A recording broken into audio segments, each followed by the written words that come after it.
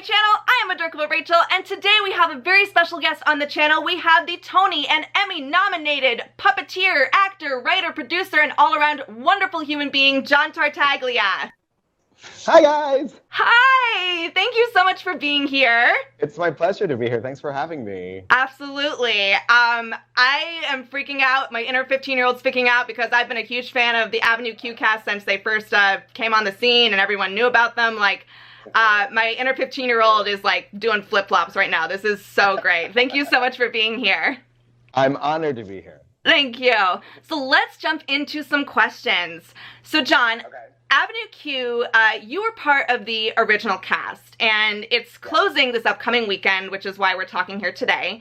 And we're going to be a little bit Avenue Q heavy today in this interview, but I still really want to touch on some of the really amazing stuff that you've done in your career. You've done so much all over the spectrum in the entertainment industry.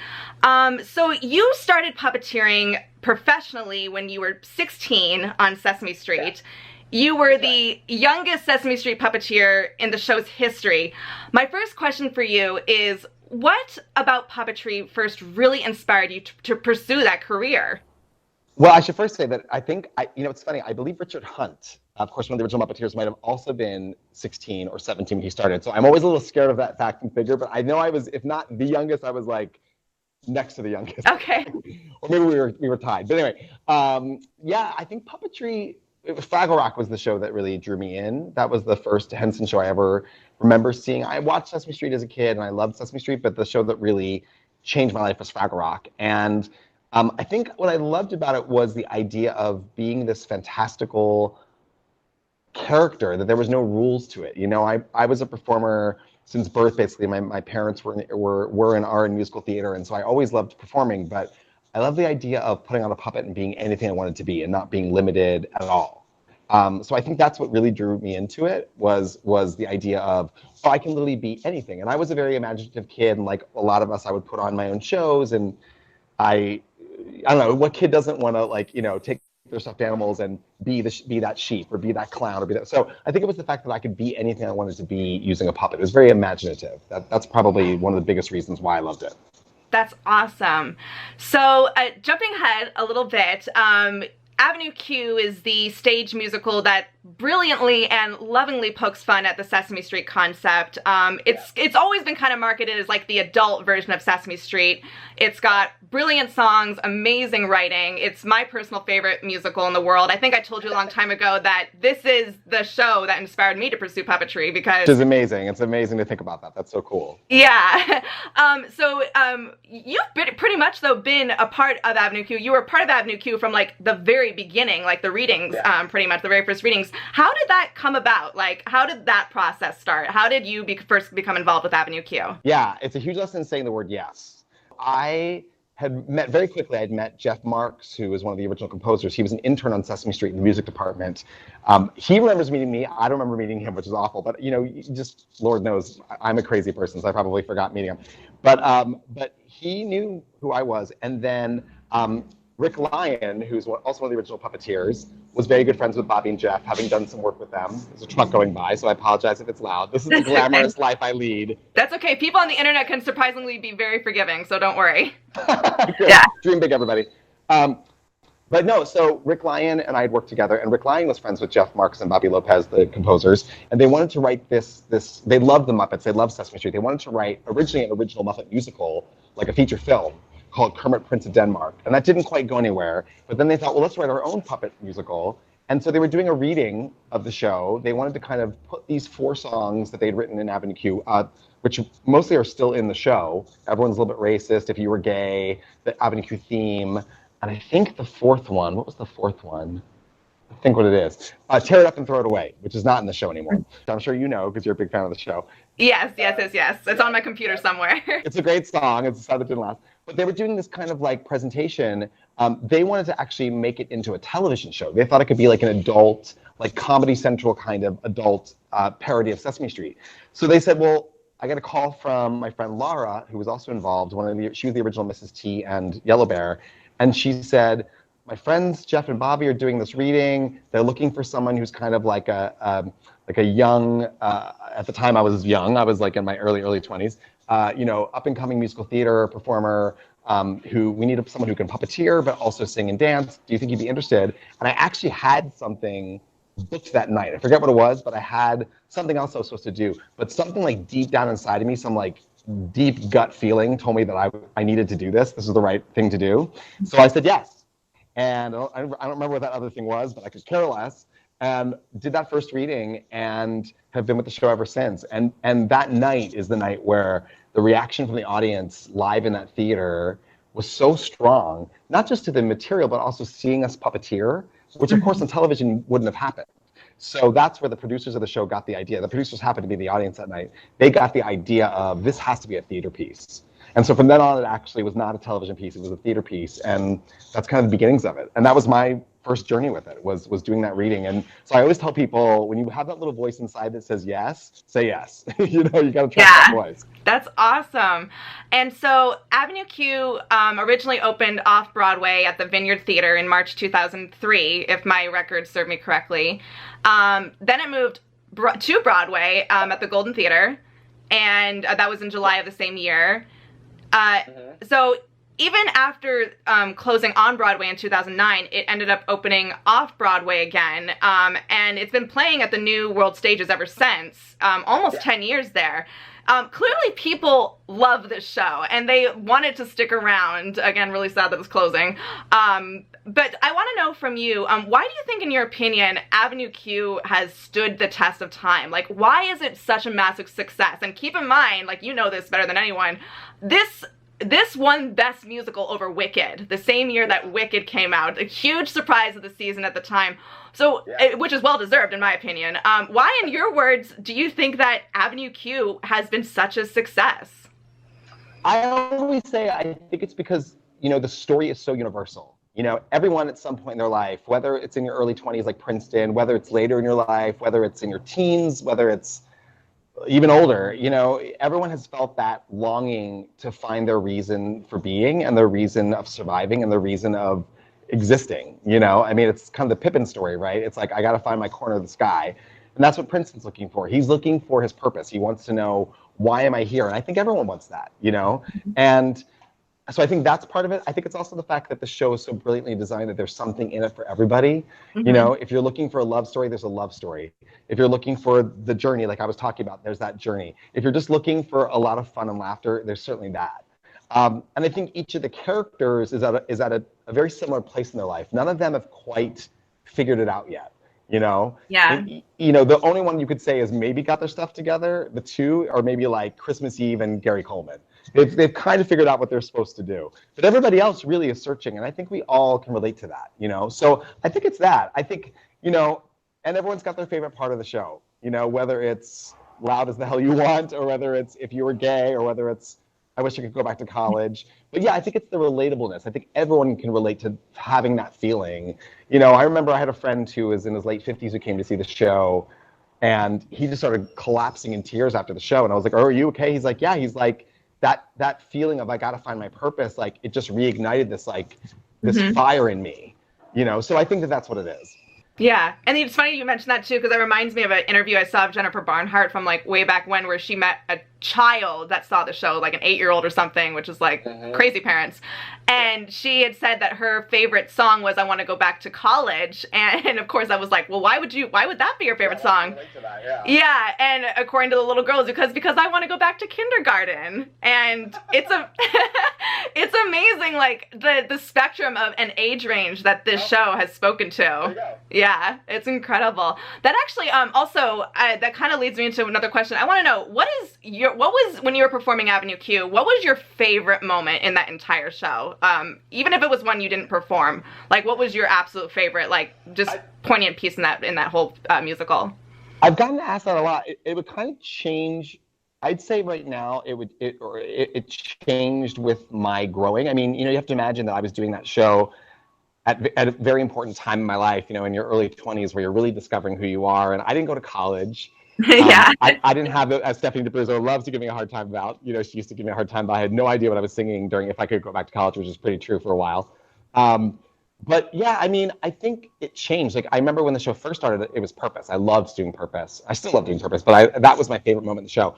And then as I got older with the show, I loved, the kind of the sentimentality of it. I wish I could go back to college. Even though I didn't go to college, I felt that way about like the simplicity of days gone by, like in high school when doing the High School Musical was the biggest deal. And now as an adult, I would say it's For Now because it's so timely still, and it's still the way as you get older, that's kind of how you look at life, is that like, you know what, it's true, like everything is only for now except for death and taxes. Yeah. So which is like the most true lyric in the world. So yeah, Yeah. I think it's changed. And and I for 2 years off Broadway, I resident directed the show, which means I put new people into the show and maintain the show. And seeing it from that side, and as the director and watching a younger cast perform the show, Hmm. definitely certain things were much more sentimental to me and meant more. So, trying to think of a good example, but like, the second scene with Rod in Christmas Eve, his kind of coming out scene. When I performed it, I loved doing it as a performer because it was a challenge. But as a audience member and as a director, I loved watching that moment and watching how it affected the audience. So I think different things through the years have had different meanings, if that makes any sense. Yeah, no, that absolutely makes sense. That's yeah, absolutely. I also want to know. I mean, you probably already answered my question, but what is your favorite song in Avenue Q? Because you named what mine is, which is the final one. But is there a different one besides what you already told me? I think my favorite song, because Stephanie and I had so much fun performing it every night, but also because I love the beat behind it, is Loud as the Hell You Want. Um, we had so much fun, so much inappropriate fun doing that and coming up with that choreography between ourselves and Ken Roberson and our amazing choreographer. And so I love doing that song. I think Purpose is probably a second favorite, if not a tie, because I just love singing that song. And I felt like a rock star, with like amazing the boxes singing back up and the awesome orchestrations by Stephen Arimas with the guitar and the bass. I just felt like a superstar. So I think I love that song. Yeah, that's awesome. I didn't expect Loud as the Hell You Want, but it is a great song. And my personal one of my favorite times. I've seen that show 8 times. It's over 13 years. Keep in mind, and I one of my favorite experiences in watching that show is watching people's reactions when the lights come up. I don't know. It just always cracks me up because I know it's coming, but most people in the audience don't. So it really is a trip. And that's what's so funny is I think, and one more thing to relate to that you just made me think about, which is, last year when I went back for the anniversary of the show and we did the special appearances, again, getting to see it after not being around it for a while, because I live in California now, so I hadn't seen the show in a few years. And A Fine, Fine Line, which was always a song I loved. I loved the melody of it. I loved the way Stephanie sang it.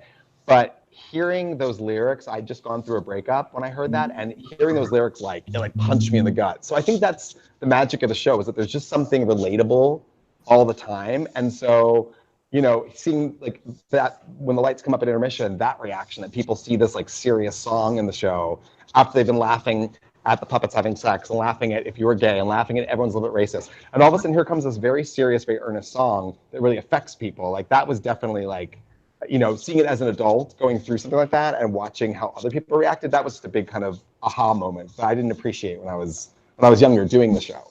Yeah, yeah, yeah. No, definitely. Even it's funny too because as someone who like grew up at the show in high school, I hadn't really experienced life yet. Even though I loved the show about people who were experiencing life, and yet as I grew older, just like you said, a lot of these songs became more relatable as life went on. Just You start to understand like why things are, what those little meanings mean. That maybe you yeah, take on the surface when you're younger. Yeah. exactly. I want to know if you can think of anything at the top of your head. What is your absolute favorite Avenue Q related memory? Whether it was when you were in the show, whether it had to do with the Tonys, whether it was like later when like you said you were directing or had an experience of seeing it again later. Like, do you have any favorite memory of some kind? Well, I think the funniest memory I have is right after the blackout in New York City, which is when the summer that we opened in the show. That was 2003. There was that huge blackout, and the show was down for I think it was 2 or 3 days, and because there was no air conditioning, there was no electricity, and the puppets are held together with this glue called barge, which is like a cement, basically a rubber cement, and that's what holds like the foam together and all the pieces of the puppets on, and the only thing that is like the enemy of barge, like it's impossible to rip it apart. It's like the only thing is heat. Mm-hmm. So you can see where this is going. Yeah. And they did their best to keep the puppets cool, but they're backstage in a theater, and you're not, there was no time to load them in or out. So, and there was no air conditioning anywhere in New York City. So when we came back to do the show, everyone checked the puppets; they seemed fine. But I think just the build-up overall, when we were doing "Loud As the Hell You Want," when Princeton and Kate do their kind of head turns around and around, one of the moments of choreography, Princeton's eye flew off. Oh no! Because it fell off, and I remember just looking at Stephanie like, "Crap, what do we do?" And I don't quite remember. I just remember the eye flying on the stage, and I believe what happened is that I just kept Princeton facing like upstage the whole next scene, like during during Fantasies Come True. I mean, it was crazy. It was such a funny thing. It was like, only could this happen, I remember one night there was a brownout, which is where not everything goes out, but certain things go out. Mm-hmm. And so we lost our sound system, I believe, and our lights, and so we just kind of improvised on stage for a few minutes. I love that about live theater when something goes wrong like that. Yeah. So I think that's a favorite memory because it's goofy. I think also we had a lot of amazing people come see the show, and that was always exciting to know there were celebrities in the house. But one of the most special was when Christopher Reeve came to see the show. And obviously this was after his accident. He was in his wheelchair, and I was such a huge fan of his, and he was the nicest man in the world. And getting to, he's kept saying, "Thank you for making me laugh," which just made me feel really great. And so getting to meet someone like that who you have so much respect for, and knowing that you're making them so happy and bringing them some joy, at what was obviously a very difficult part of his life, that was pretty cool. That was definitely a cool memory. And of course, the Tonys were amazing, and getting to do the Vote Your Heart campaign for the presidential election, that was so cool. So I just feel like we really, I don't know, I look back at that time in my life, and it's like, it flew by, but it was like so many amazing moments, like one after the other. It's just, I don't know. It's like whenever I stop and think about it, I'm like, oh my God, what was actually happening during that time? Yeah, absolutely. Just like things like that just go by so quickly. Yeah, I get it. Yeah, it makes you realize.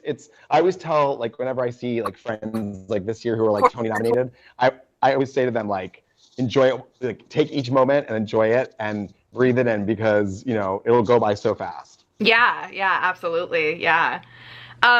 Okay, yeah. So when you were doing Avenue Q, you of course played two characters, as most of the puppeteers did. You played the wide-eyed main character, fresh out of college, Princeton, as well as the closeted gay Republican Rod.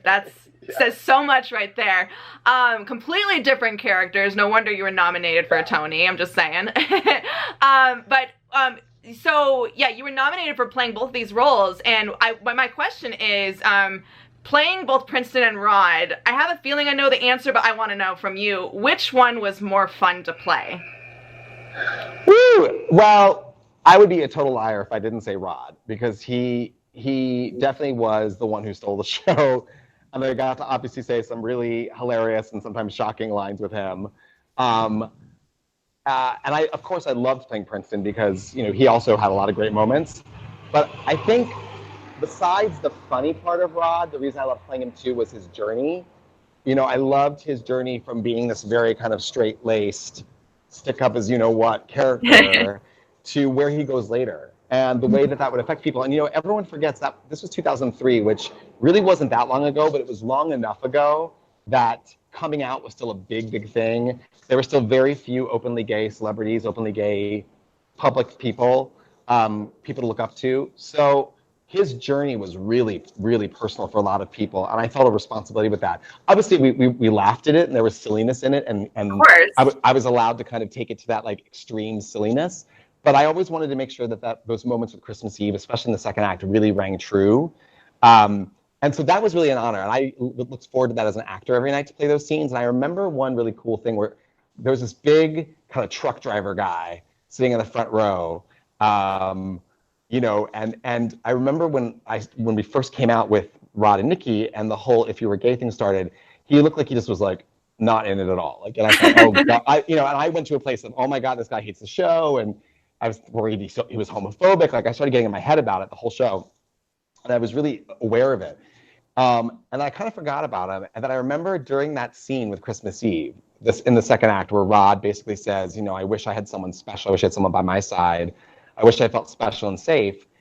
I hear the sniffling, and I look down, and it's that guy. And he's totally, like, tears are streaming down his face. And I was like, wow, great example of, like, you just never know.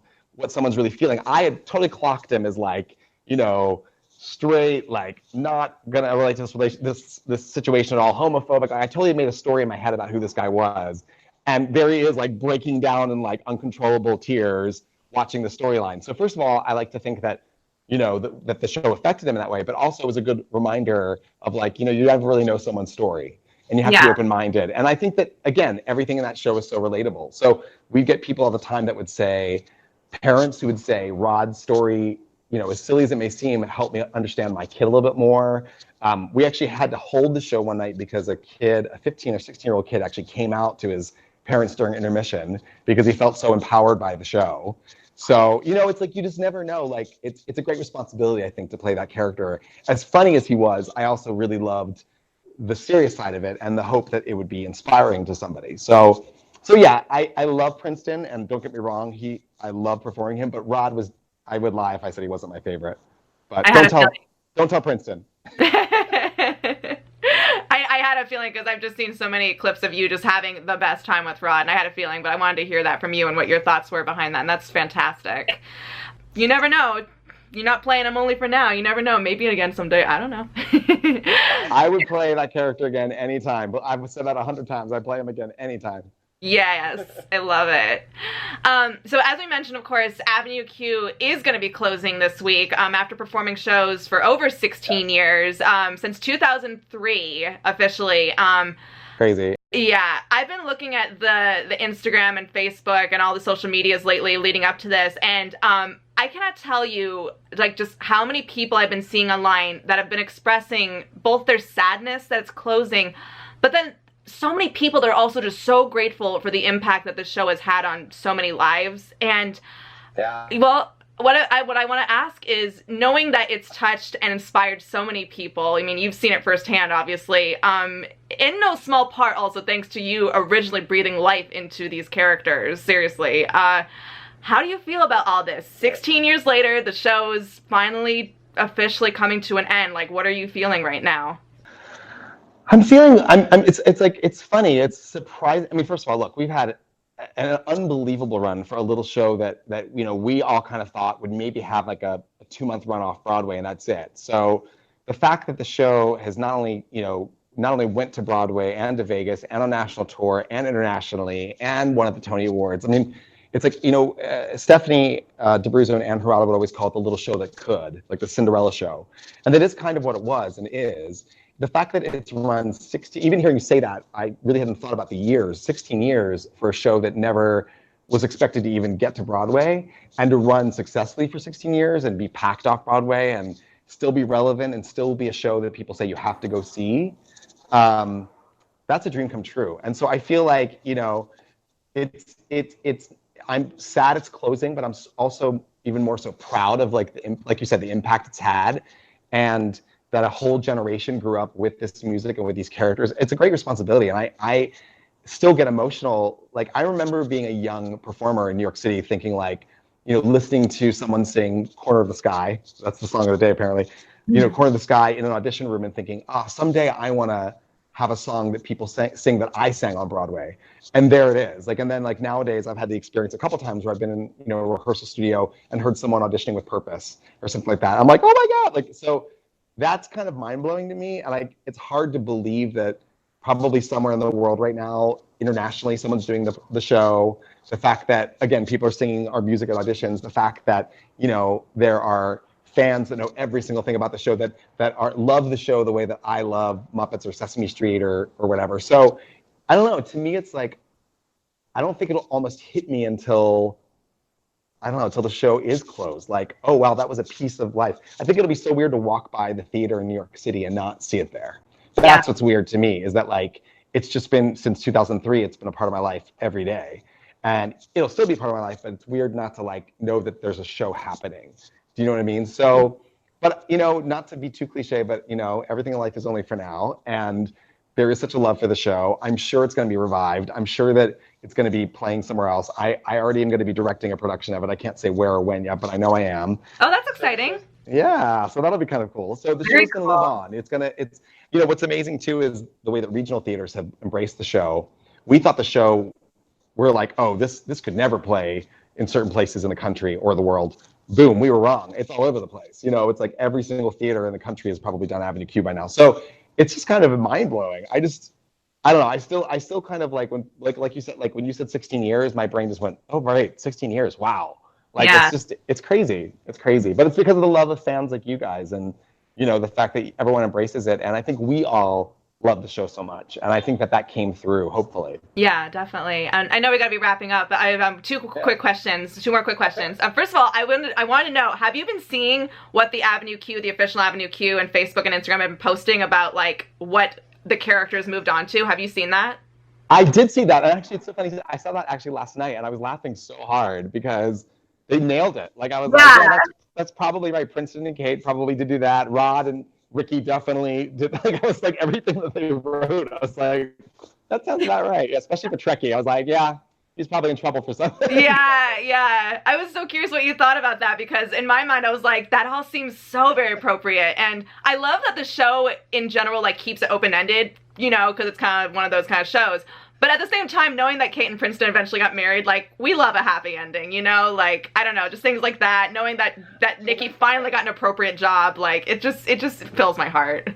It feels right, right? Yeah, I mean, Kate and Princeton they're made for each other. You just know that they're going to end up together. And I think, you know, I have to say, I always thought that was so well handled in the show. You know, the fact that she didn't let him off the hook too easily, that he had to really prove himself, and that she didn't just say, great, let's get back together. It's like, let's take it one day at a time. And I think that's right. That's exactly what she should do. But also, it's a good message. And I like to think, yeah, like this is a few years later, right? Like she definitely made him work for it. For sure. Yeah, I like that too. She's a very strong, independent woman for her time. I loved it. Yeah, he was a jerk. Like, he deserved it. So. Yeah, loved it. So one more quick question for you.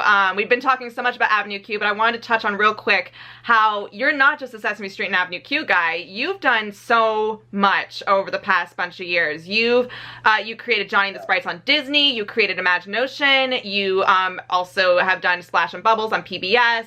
You performed in Beauty and the Beast on Broadway. Shrek the Musical, so much. Clearly there's no slowing you down. And I want to ask you, what is the thing that you are the most proud of in your career? And obviously you don't need to say Avenue Q unless it is Avenue Q, but I just want to know, so far in your life, what is the most proud thing you've done as a professional? Well, that's a great question. I mean, I will say, the thing I always say, and I mean it, is nothing that you just said that I've done, with the exception of Sesame Street, which came before, none of that would have happened without Avenue Q. And I'm very aware of that. You know, I'm very grateful because it gave me a national exposure. It gave me exposure to television people. It gave me exposure to other Broadway people. I think it really opened every door for me.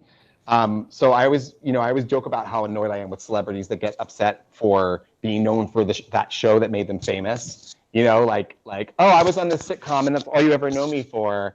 And I'm always like, yeah, and you know what? And that's what gave you your fame, and people know who you are now. So don't ever complain. So I come from that place of, like, be thankful for what you were given. So it's a very appropriate question because Avenue Q is the reason why.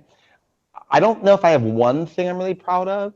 I would say I'm proud if I look at my string of things I was part of, and I'm proud that in each of their individual ways, they all made a difference in some way, and they all hopefully made people think in some way. So, like, Imagination, you know, hopefully made kids think about the power of friendship, and Johnny and the Sprites made people more empathetic towards each other, and Splash and Bubbles hopefully makes, you know, kids be more aware of the ocean and the impact we're having on it. And, you know, obviously Beauty and the Beast and Shrek made people feel really deep things. So I like to think that, I'd like to hope that everything I was part of somehow enhanced people's lives in some way. That's a really important thing to me, that, you know, in some ways I was making a difference. So it's hard it's almost like picking your babies to say, like, what's the one thing? But I will say that, to tie it on to Avenue Q, that, again, none of those things would have been possible without Avenue Q. So I feel like I'm most proud of the opportunity I was given because of that show.